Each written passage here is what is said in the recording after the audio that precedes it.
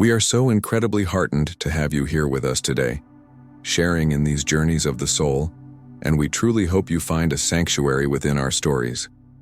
It is a joy to see our community grow, and we would love to know more about the voices listening to ours. Perhaps you might tell us, where are you watching from?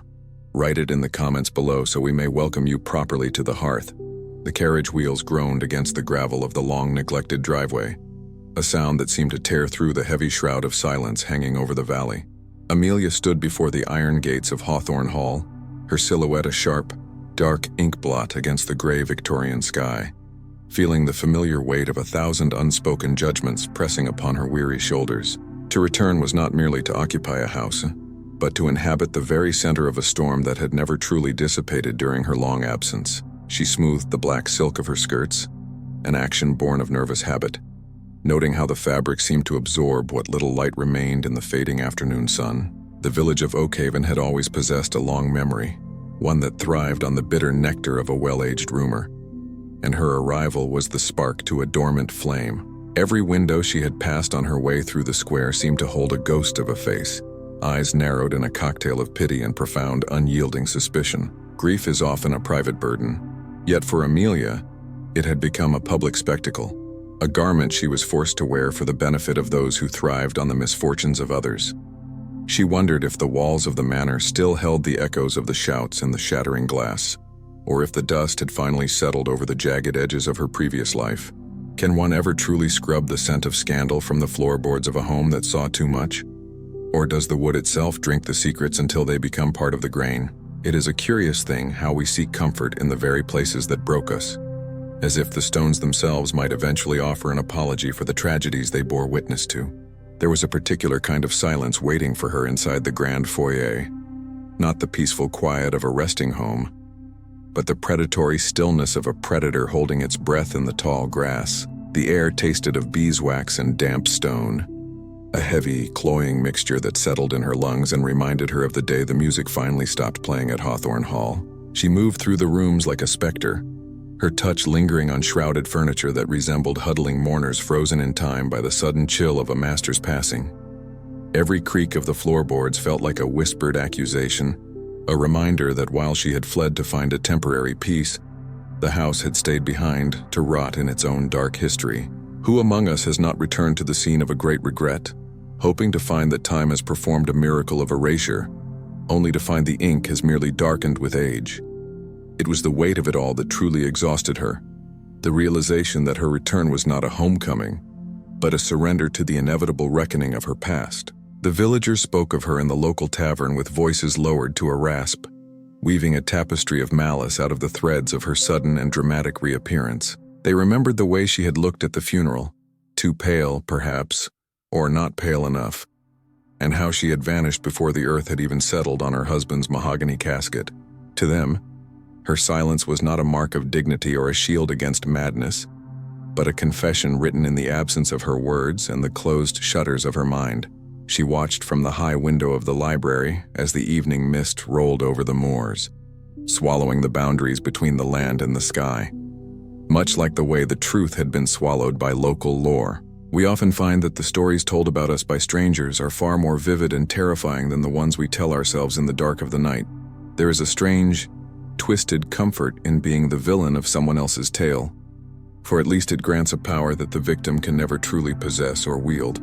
As the first night in the manor began to descend, Amelia found herself standing before the portrait of the man who had been both her world and her cage, his painted eyes following her with a cold, static intensity. The rumors were no longer just whispers in the village. They were living things now, breathing in the shadows of the hallways and tapping against the glass of her bedroom window. She realized then that the return was only the beginning, a slow opening of a door that had been bolted shut by fear and the desperate need to survive a crumbling marriage. Somewhere in the distance, a dog howled at the rising moon, a lonely sound that echoed the hollow ache in her own chest as she contemplated the long hours of darkness ahead. The house seemed to lean in closer, its timber groaning under the pressure of the secrets it was no longer willing to keep for her or for the dead. The arrival of a letter on the silver tray in the hall, bearing a seal she had hoped never to see again, signaled that her period of quiet mourning was over. The morning light did little to dispel the gloom, instead highlighting the fine layers of dust that coated the artifacts of a life once lived with performative Victorian elegance. The knock at the door was not the tentative tap of a delivery boy or a curious neighbor, but a firm, rhythmic demand that echoed with the undeniable weight of official scrutiny. Julian Vance stood on the threshold, his coat damp from the English drizzle, carrying with him the sharp scent of the outside world and the uncomfortable air of unwanted authority. He was a man whose eyes seemed to categorize every detail of a room before he had even fully entered it. A seeker of patterns in a world governed by the chaotic impulses of the human heart. His presence in the house created an immediate, jagged tension, a friction between the forced decorum of the widow and the cold, analytical machinery of the law that had decided to stir once more. Amelia watched him from the top of the stairs, noting the way he adjusted his spectacles as he looked up at her. His expression a mask of professional neutrality that hid a deeper, more dangerous curiosity. There was no warmth in his greeting, only a clinical politeness that served as a precursor to the invasive questions he had been sent to ask after the case was so abruptly reopened. He represented the doubt that had followed her across the continent, the nagging suspicion that the official cause of death was merely a convenient rug under which the truth had been swept. As they sat in the parlor, the air between them became thick with the unsaid, a dense fog of implications that made every breath feel like a heavy, deliberate effort. Is it possible for justice to be served when the judge is a stranger to the nuances of the heart? Or is the law merely a blunt instrument used to crack open the delicate shells of our private lives?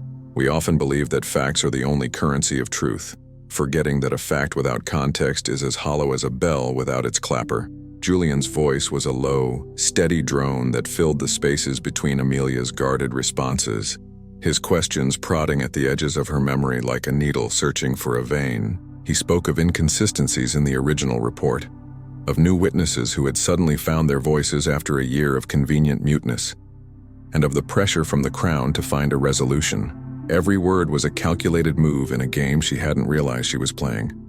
A slow tightening of the metaphorical noose that the village had been braiding for her since she first left. She saw the way his gaze lingered on her hands, noting the absence of her wedding ring and the way her fingers twisted together in her lap as if trying to hold on to a vanishing sense of self.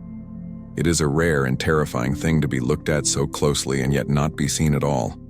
To be treated as a puzzle to be solved rather than a woman who had suffered, who hasn't felt the cold shiver of being misunderstood by someone who holds the power to define our very reality with a stroke of a pen. The investigation moved through the house like a slow-moving fever, infecting every room with the poison of renewed doubt and the harsh light of public examination. Julian spent hours in the study, leafing through the late master's ledgers and the private correspondence that Amelia had hoped would remain buried in the mahogany desk forever.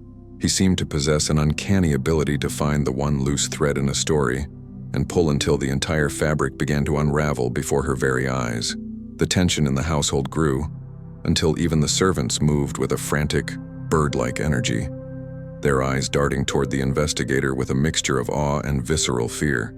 It was as if the authority he carried was a physical force, a gravity that pulled everyone toward a center they were desperate to avoid. He was not just looking for a killer. He was looking for a narrative that made sense of the tragedy, regardless of whether that narrative aligned with the messy, jagged truth of what had actually occurred. As the sun began to dip below the horizon, casting long, skeletal shadows across the library floor, Julian paused his work to look out at the darkening grounds. He turned to Amelia, his face partially obscured by the twilight, and for a fleeting second, the mask of the investigator slipped to reveal a man haunted by his own pursuit of a perfect, unattainable justice. He asked her a question that was not on his list, a human inquiry about the nature of regret that caught her off guard and left her trembling in the sudden silence. The game had changed. It was no longer just about facts and timelines, but about the shadows that lived within the cracks of her testimony. She felt the first stirrings of a new kind of fear, one that wasn't based on the threat of prison, but on the possibility that he might actually see the parts of her she had worked so hard to kill. The investigation was no longer just outside her door. It had stepped inside, and it had no intention of leaving until it had consumed everything. If the atmosphere of this unfolding mystery has captured your imagination, we would be so grateful if you would subscribe, like I, and share this story so that others may find their way to Hawthorne Hall as well. The air in Oakhaven had turned brittle with the onset of autumn, but the chill that Amelia felt when she walked the village paths had nothing to do with the changing season and everything to do with the judgment of her peers. Every trip to the market became a gauntlet of averted gazes and whispered asides, a performance of social exile that was as precise as it was devastatingly cruel. The suspicion was a tangible thing, a heavy, invisible curtain that separated her from the life she had once known and the people she had once called friends. She found herself walking faster, her head bowed against the wind, feeling the weight of 1,000 silent accusations that she could neither answer nor escape. There is a particular kind of isolation that comes from being the subject of a village's collective fear, a loneliness that echoes in the hollow spaces of a crowded room. People who had once sought her counsel or shared her tea now crossed the street to avoid her path, their faces hardening into masks of righteous indignation at the mere sight of her black veil. She saw the way mothers pulled their children closer as she passed, as if her grief were a contagious disease that could be passed through a simple glance or a brush of her skirts. It is a harsh truth that we often fear what we do not understand, and we find it much easier to hate a person than to confront the complex, uncomfortable realities of their suffering. Who hasn't experienced that sharp, sudden sting of realization when you discover that those you trusted were the first to believe the very worst things about your character? The judgment of the world is often a mirror that reflects their own insecurities back at them. Yet it is we who are forced to carry the weight of the distorted image. Inside the walls of the manor, the isolation was even more profound, as the very servants who maintained the house began to treat her with a cautious, fearful reverence. Whispers followed her down the hallways, soft as the rustle of dead leaves, speaking of things seen in the woods and sounds heard in the middle of the night that defied any rational explanation.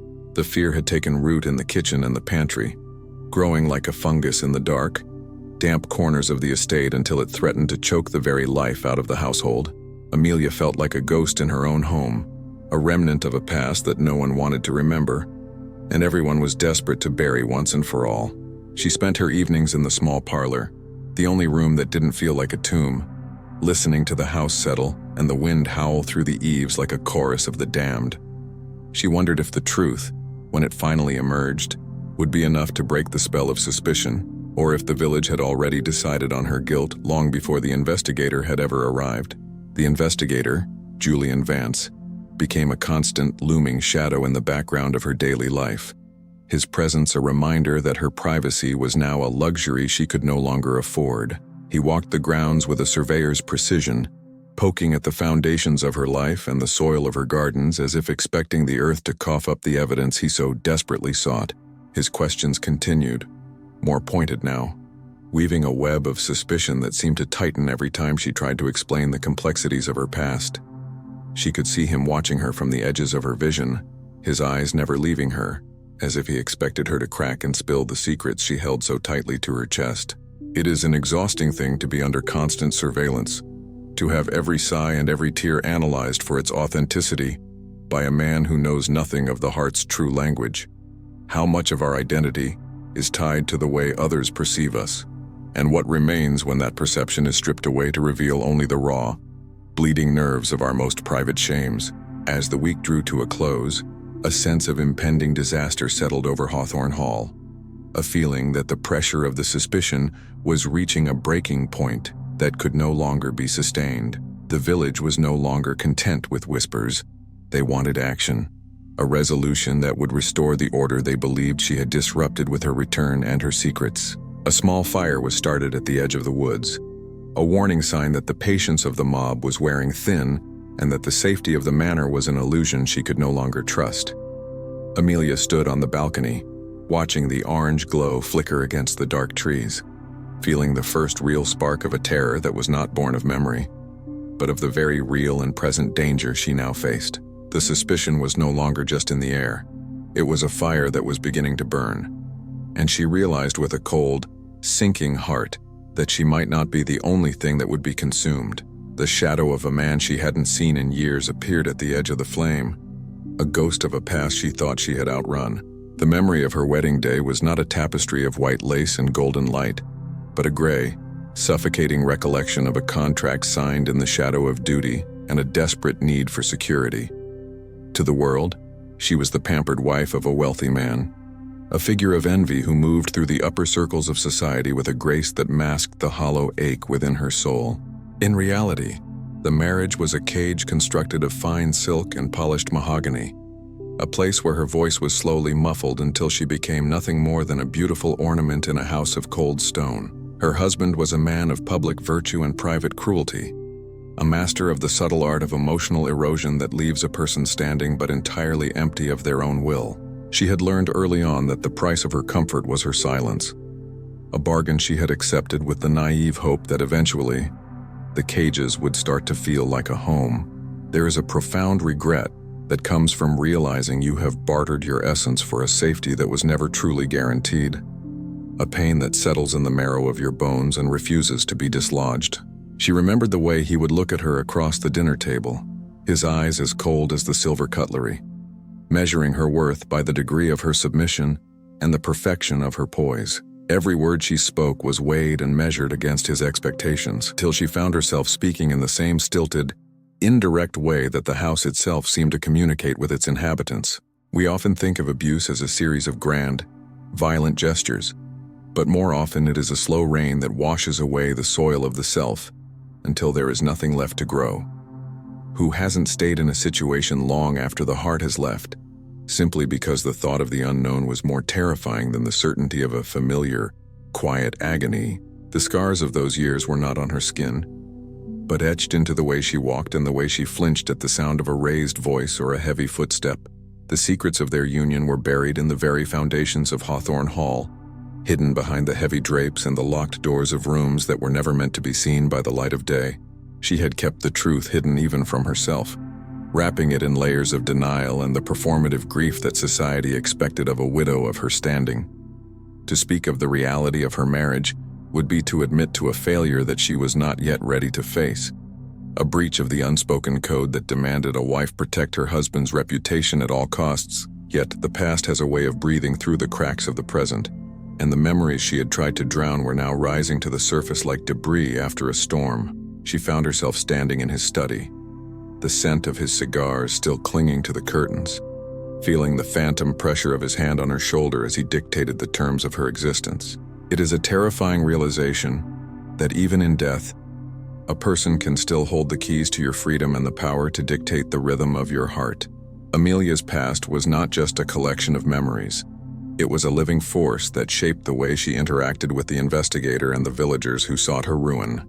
Every time Julian Vance asked about their life together, she felt the old reflex to protect and to hide, a muscle memory of a woman who had spent years as a shield for a man who deserved none of her loyalty. She began to see the marriage not as a chapter that had ended, but as a ghost that was still very much present, haunting the hallways and whispering in her ear whenever she dared to think of a future. The regret was a bitter taste in the back of her throat, a reminder of the years lost to a man who saw her only as a possession to be managed and a reputation to be maintained. Is it possible to truly mourn a man you feared?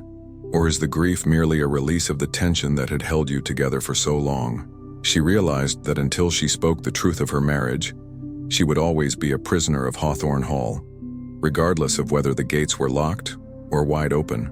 The investigation was now circling the very heart of their relationship, probing at the inconsistencies that Amelia had tried so hard to smooth over with her practiced, indirect answers. Julian had found the medical records, the quiet visits from doctors who asked no questions, and the sudden, unexplained trips to the coast that always seemed to follow a particularly dark mood from the master.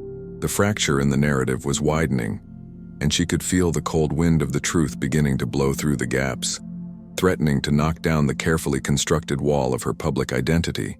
She was no longer just a widow in mourning. She was a woman whose entire life had been a performance, and the audience was starting to see the cracks in the grease paint. The revelation of her past was no longer a question of if, but of when, and how much of herself she would have to sacrifice to finally be free. A hidden compartment in his desk, found by chance, contained a secret that would change the very nature of the investigation and her understanding of her own survival. If the unraveling of these hidden truths resonates with you, please consider subscribing, liking, and sharing this story, as your support allows us to continue bringing these echoes of the past to light. The discovery of the hidden compartment in the mahogany desk was like finding a rogue note in a familiar symphony, a jarring inconsistency that threatened to shift the entire melody of the investigation. Inside were letters, not of business or of love, but of a desperate, frantic nature, written in a hand that was barely recognizable as her late husband's. They spoke of debts that shouldn't exist, and of a man named Blackwood who seemed to hold a terrifying sway over the master of Hawthorne Hall. This was a fracture in the image of the stoic, wealthy patriarch she had been forced to serve, a glimpse into a darkness that even she had not been fully aware of during their long, silent years together. The clues were no longer pointing toward her as the source of the tragedy, but toward a web of deceit that spanned far beyond the walls of the manor. Julian Vance examined the letters with a renewed intensity, his brow furrowed as he tried to reconcile these new facts with the narrative of a simple, tragic death.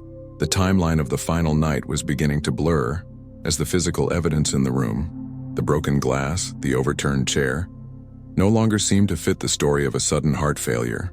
There was an inconsistency in the way the body had been found, a detail that Amelia had missed in her shock, but that now stood out to the investigator's trained eye like a bloodstain on white linen. Every new realization felt like a blow to the foundation of the case, a shifting of the earth that left both the accuser and the accused standing on uncertain ground. It is a humbling thing to realize that the truth we think we know is often just a shadow cast by a much larger, more complex reality that we are too afraid to look at directly. Who hasn't found a piece of information that completely changes their understanding of a person they thought they knew perfectly well? The atmosphere in the house shifted from one of stagnant grief to one of electric, underlying tension as the investigation deepened into the master's secret life. Amelia felt a strange mixture of relief and fresh terror as the focus moved away from her but toward a danger that was perhaps even more sinister than the village's collective suspicion. She began to recall small, seemingly insignificant moments, a late-night visitor, a sudden lack of funds for the household, that now took on a heavy, ominous significance in light of the letters. The fracture was no longer just in the case, but in her own memory of her life, as she realized how much of her reality had been a carefully curated lie maintained by a man she never truly understood. The clues were like puzzle pieces from two different sets, refusing to lock together despite the investigator's best efforts to force them into a coherent picture. We often prefer a simple lie to a complicated truth, for the truth demands a reckoning that many of us are not prepared to endure or even acknowledge. As the clues continued to mount, a sense of urgency began to pervade the manor, a feeling that the clock was ticking toward a revelation that could no longer be delayed or avoided.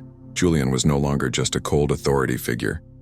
He was becoming an ally in the search for the truth, his shared obsession with the facts creating a fragile, unspoken bond between him and the widow. They spent late nights in the library, the only light coming from the flickering candles as they pored over the ledgers and the letters, looking for the one missing link that would tie it all together.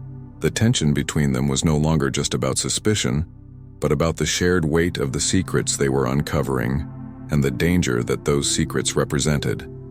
It is a rare and beautiful thing to find a common purpose in the midst of a storm, even when that purpose is born of tragedy and the search for a justice that feels increasingly elusive.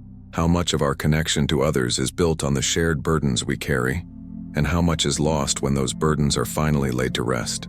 The investigation had reached a tipping point where the original theory of the crime was no longer sustainable, and the path forward was shrouded in a mist of uncertainty and potential peril. The village whispers had changed tone, shifting from judgment to a frantic, nervous energy as they realized that the monster might not be the woman in the manor, but something far more familiar and far more dangerous. The realization that the truth was within reach, yet still so far away, was a slow-burning agony that kept Amelia awake long into the night, her mind racing with the possibilities of what was to come. She felt the first stirrings of a new kind of strength, a resilience born of the knowledge that she was no longer alone in her search for the light. The house seemed to hold its breath, waiting for the final piece of the puzzle to fall into place and for the masks to finally be stripped away. A sudden, violent intrusion into the library at midnight shattered the silence and brought the investigation to a terrifying new head. The shattering of the library window was not just an act of violence against the house. but a physical manifestation of the emotional release that Amelia had been suppressing for years. In the aftermath of the intrusion, as the cool night air rushed into the room, she finally allowed the mask of the stoic widow to crumble, revealing the raw, bleeding sorrow that lay beneath. It was not a pain for the man she had lost, but for the woman she had been forced to kill in order to survive the marriage and the subsequent isolation. The tears were a long overdue rain, washing away the dust of performance and the salt of repressed anger that had been stinging her eyes since the funeral. Vulnerability is a terrifying state, yet in that moment of absolute exposure, she found a strange, jagged kind of peace that had eluded her in the safety of her silence. To be truly seen in one's suffering is to begin the long, slow process of reclaiming a self that was once thought to be lost forever. Julian Vance did not move toward her with professional distance, but stayed in the shadows, his presence a quiet, steady weight that allowed her the space to drown and then find her footing once more.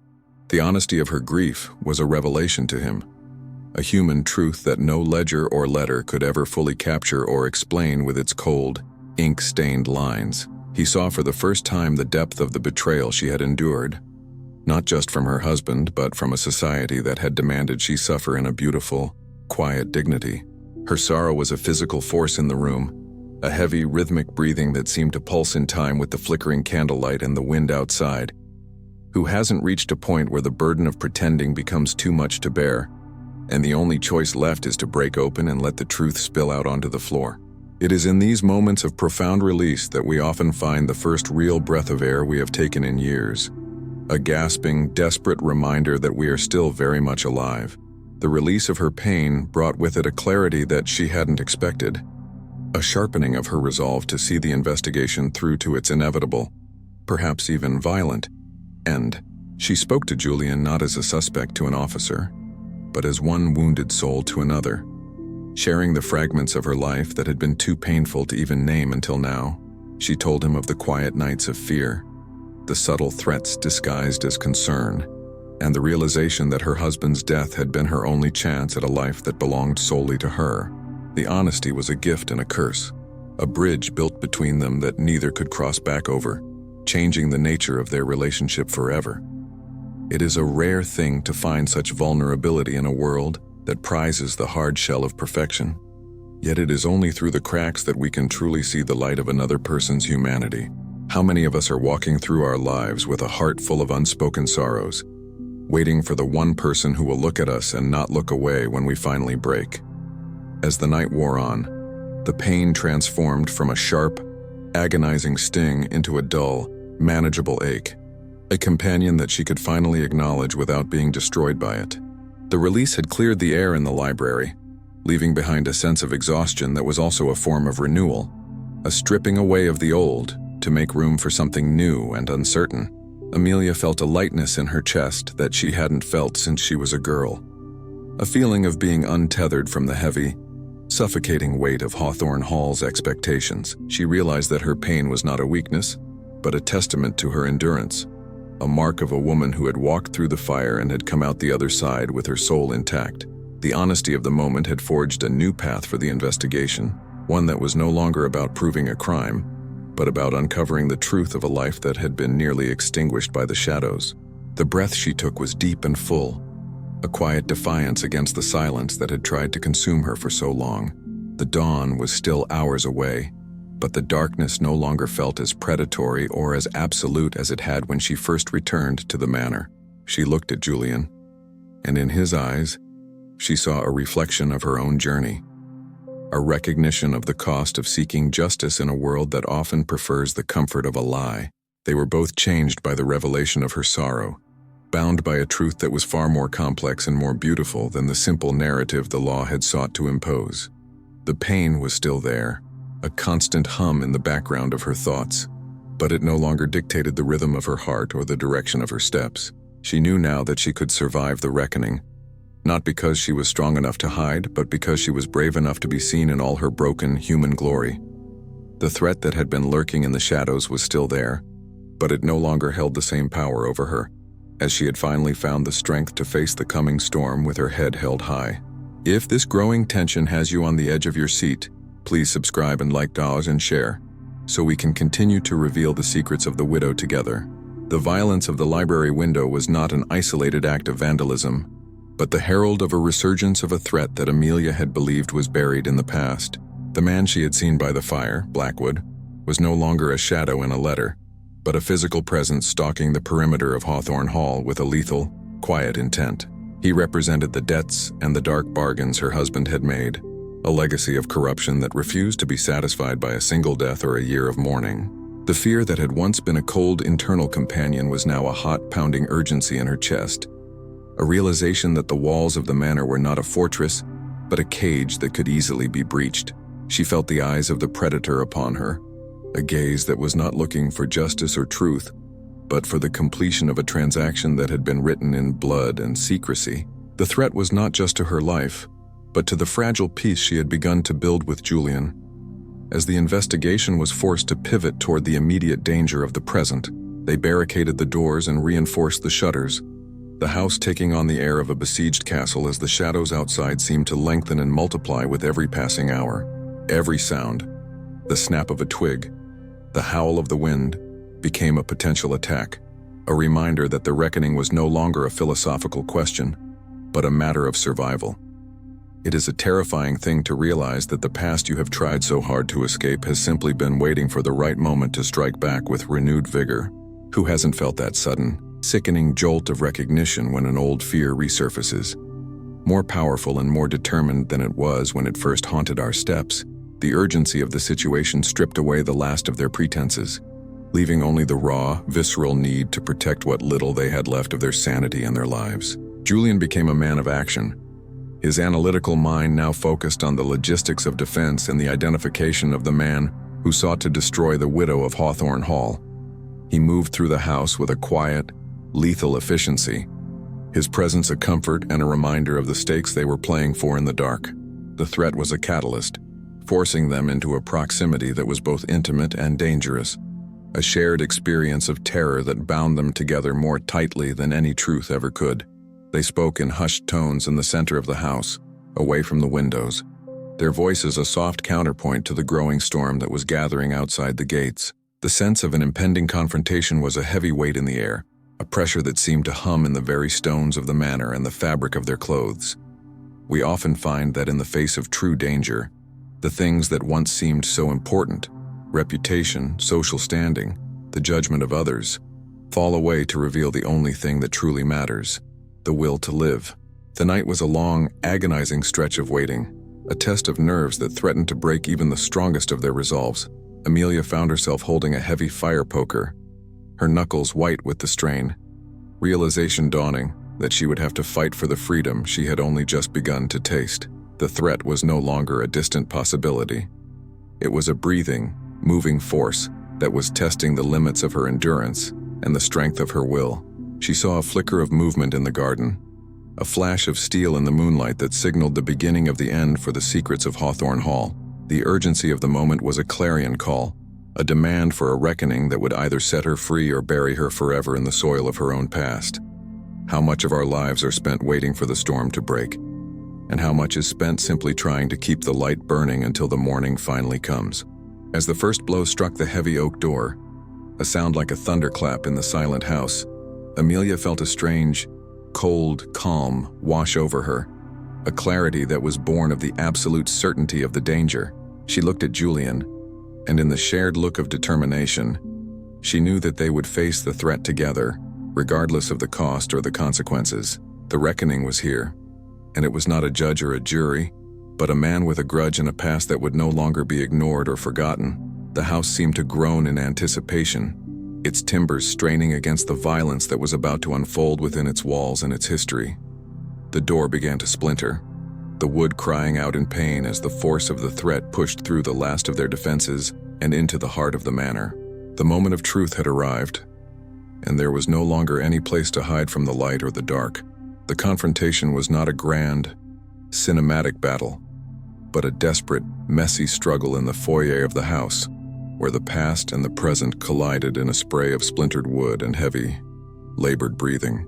Blackwood was a man of cold, calculated violence, but he had underestimated the resilience of a woman who had already survived the worst that Hawthorne Hall had to offer.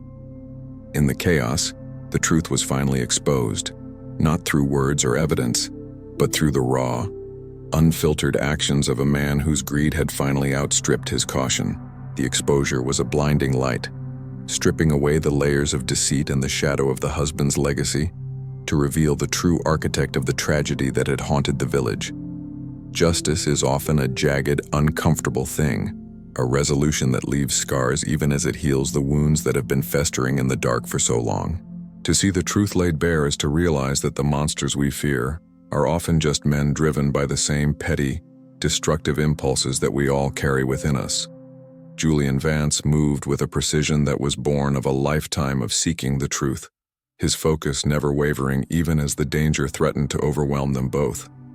He was the clarity in the center of the storm, the voice of the law that finally found its mark in the midst of the chaos and the fear. The resolution of the case was not found in a courtroom, but in the quiet, devastating realization that the widow had been the victim of a conspiracy that spanned the length of her marriage and the breadth of her grief. The truth was a heavy weight, a burden that had finally been lifted from her shoulders and placed where it truly belonged, in the hands of the law and the eyes of the public. Who hasn't felt that sudden, overwhelming sense of relief when the truth is finally spoken aloud, even if that truth is painful and difficult to hear?